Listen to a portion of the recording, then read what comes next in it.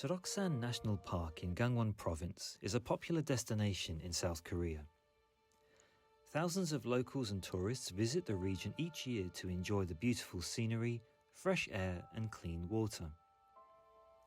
As the impact of climate change is becoming more apparent across the world, initiatives involving water protection and helping communities overcome issues where the natural environment is under threat has become increasingly important. The Green Climate Fund, or GCF, is the world's largest climate fund institution and is mandated to support developing countries overcome the challenges of climate change. A key feature of the historic Paris Agreement adopted in 2015, the GCF is based in Songdo, Incheon, and operates a number of global initiatives focused on helping communities and clean water preservation. My dream was always to work in an international organization, and especially one that focuses on climate change, since I think this is the most pressing issue of our time, and it's a crisis that we need to address as a humanity nowadays. Well, back home, I'm a public official working with the Ministry of Works and Housing. I just needed the international experience because then I recently completed my master's degree in Seoul National University on International Public Administration. And I actually developed an interest in international affairs, international development.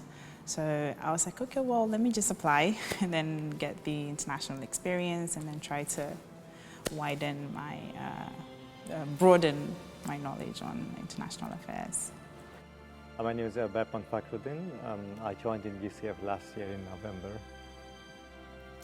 Well, I mean, water, as you look at, in a sense, it doesn't have any boundary, and it's actually quite cross-cutting, which actually need to be ensured that availability, accessibility, as well as management are in place. And in terms of GCF, if you look at our investment, we have actually 10 sectors, and we look at water as a more nexus with all our sectors, because there is no such kind of silos. We can actually work together. So water, even in our water portfolio, 50% or 52% of our project is actually dedicated to water, but then we are actually cross-cutting with nexus on agriculture, ecosystem, biodiversity, energy, transport, infrastructure, all sort of sector that actually we are looking for. And that's where actually it comes the water security, to ensure that how we make integrated water resource management, water availability, as well as sustainable management of the water. I'm Tiffany Hodgson. I'm the head of sustainability and inclusion at the GCF. I lead the different work streams that fall under the Office of Sustainability and Inclusion. GCF approaches social inclusion by recognizing that climate change has differential impacts on different groups of people, particularly those who are marginalized or vulnerable. We believe that it is important to address these impacts in order to ensure that climate action is equitable and sustainable. Socially inclusive climate action is the right kind of climate action that the world needs.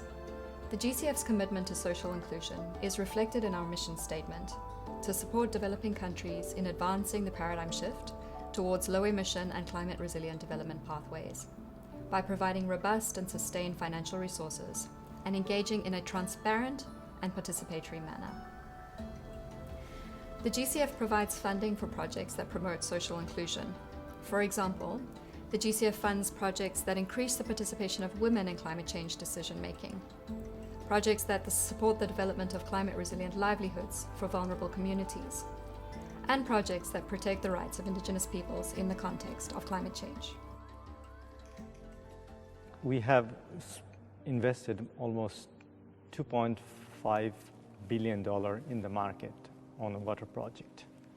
So which means actually 1/3 of your overall financing actually went. And this indicates that the need and as well as relationship with the climate change are quite intertwined. In GCF, we have a paradigm shift. We have a sector guide in all those sectors. One is water, also one of them, where if I just summarize in a critical pathway for our water, it's actually 5 fundamental pathways you are looking for.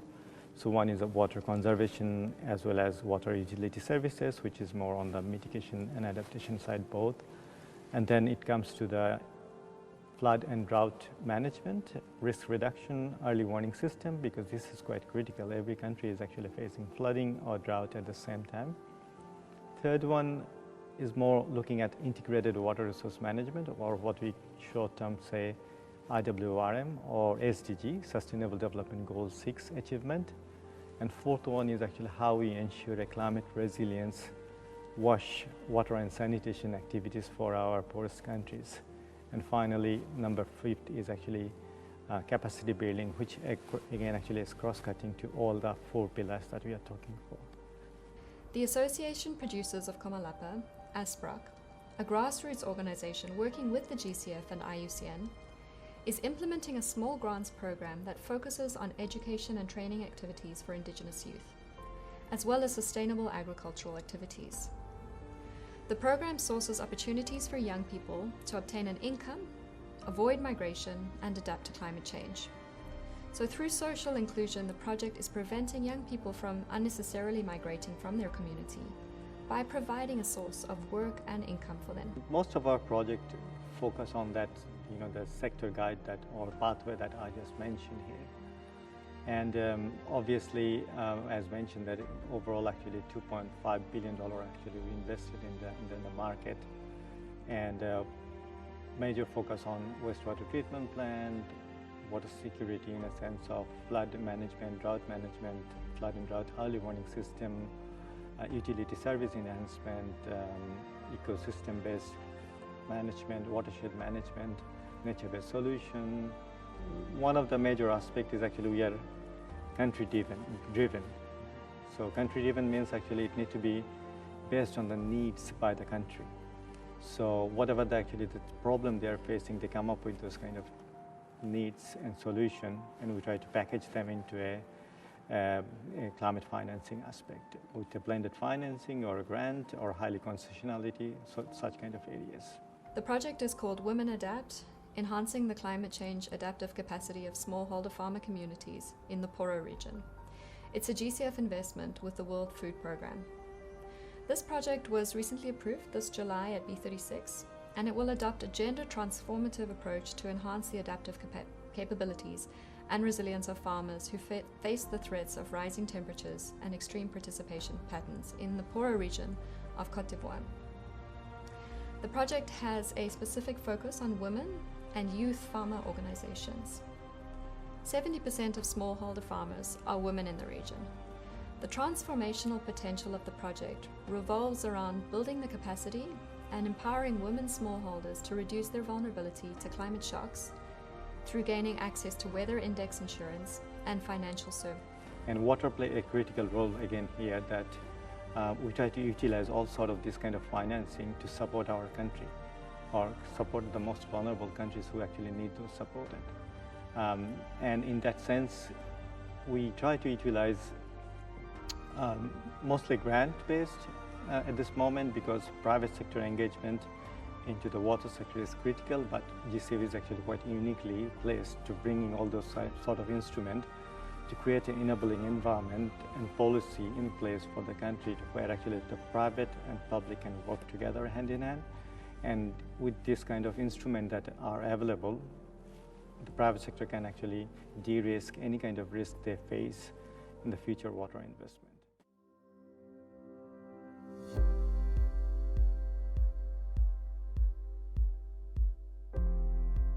First of all, GCF actually doesn't have any tagging for any region or any country. So our money is actually open.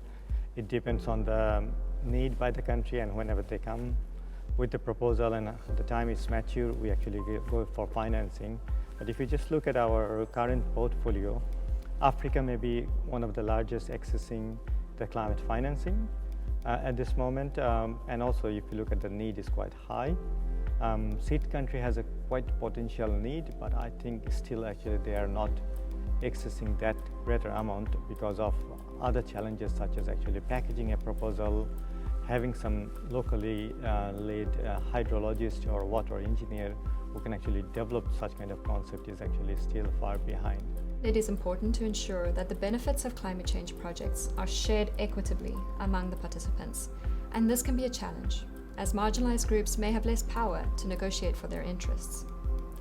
In relation to capacity, marginalized groups may need additional capacity building to participate in climate change projects effectively. This could include training on climate change, project management, or financial literacy. They may also need assistance accessing the consultations themselves. If you look at this year, it's actually quite a significant milestone. Actually, water has been advocated heavily how we can actually achieve the 2030 goals on sustainable development goals, Sendai framework, Paris Agreement, new urban agenda, Kunming biodiversity law, and water has been, highly mixing with all those frameworks. But if you look at the progress with the midterm review, that we are actually falling short. So that means actually we are not able to achieve what we need to achieve by 2030. But I would like to maybe say that we like to see more on the integration between the weather, water, climate and ocean. Being coming from New Zealand, that we are quite heavily engaged and integrated with our indigenous knowledge, which we call like Te Maori. And we believe that everything is interconnected. You cannot look at silos as the ocean or atmosphere separately. It can be a challenge for partners to identify and engage marginalized groups, such as women, Indigenous peoples, and people with disabilities in climate change projects. These groups may not have the same access to information or resources as other groups, and they may be hesitant to participate in projects that are not designed to meet their specific needs. It is important that they are given a voice in culturally appropriate ways, and that all means are used to identify stakeholders and meaningfully consult with them.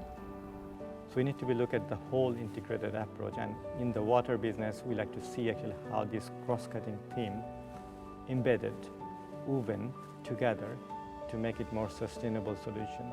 And also we like to see as a 2030 strategy how we can actually promote more private sector engagement and looking at water as an asset class and as well as water as a nexus, not just as a silos, and how we can actually promote an enabling environment, policy, legislation to enhancing the water security as well as bringing the private sector or entrepreneur into the market heavily.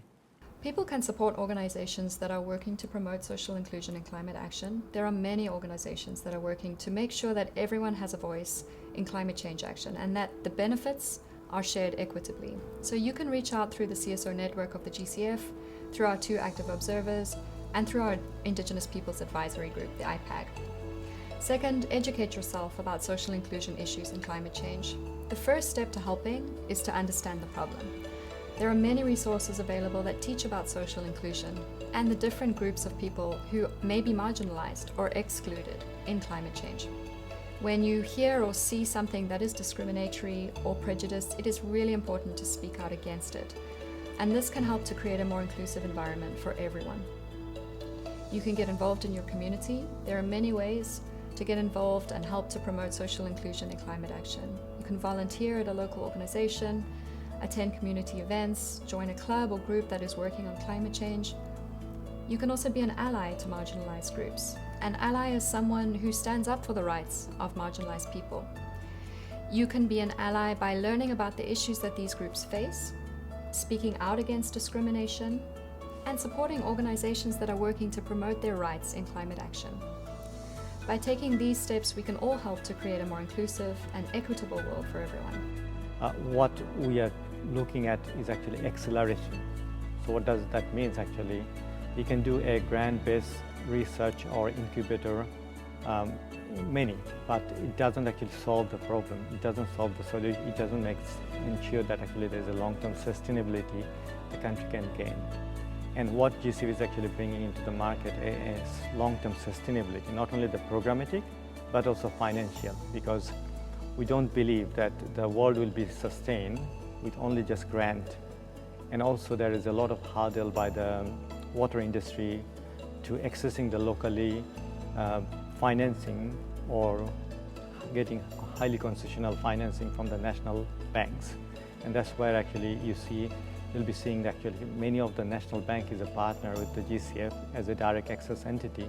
And they're also our highest priority into the next phase, how we can actually promote them with long-term or higher concessionality so that they could actually provide those kind of sustainable investment and making sure that they are quite operational, water accessibility as well as water availability, demand and supply management are well equipped, as well as an integrated water resource management are actually fully functional, not only by the theory, in a practice by the country. So that's maybe one of the aspirations that we see from the GCF to enabling the environment. One of the greatest challenges also in the water industry or water sector is actually a silos environment. Even I mentioned that water actually doesn't have any boundary. So that means in principally people who need to be working the water, they should be more integrated, but it's actually opposite. Still our governance structure, policy are quite silos. And still I think we didn't able to bring them to that kind of environment that where they can actually open and integrated work together in a collaborative and a partnership. So I think that's the biggest challenge is still actually the country, a developing country, LDC and Cs are actually facing. At the same time, the resource constraint to access financing, but also available expertise within the country. I've definitely met really interesting people, you know, and I like the way it's so diverse.